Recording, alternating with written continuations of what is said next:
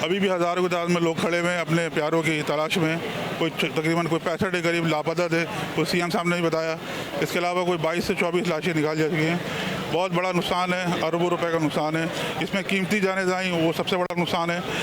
हुकूमत को चाहिए कि इसको फ़ौरन रिलीफ दे। हमारे जितने ताजिर हैं इनको कोई नेमुल बदल जगह दी जाए ताकि वो अपना कारोबार करें, उनको कोई मुआवजा दिया जाए।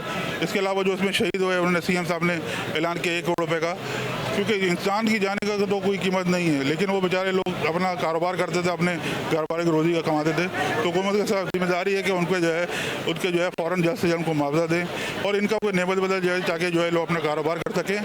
जहाँ तक कि आपने आग की बात की, आग बड़ी शदीद आग थी जो फैलती हुई जो है पूरी मार्केट करी। क्या वजह थी जो है वो फायर ब्रिगेड को कंट्रोल नहीं करती।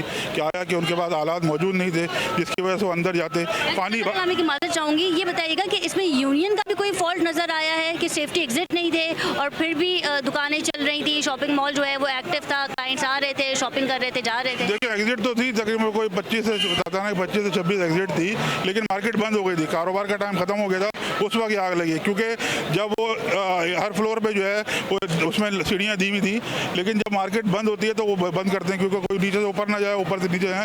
लेकिन जब वो आग फैली है उसकी वजह जब धुआं आया है तो लोगों को देखा नहीं और उसकी वजह से जो उधर से उधर नहीं पाए।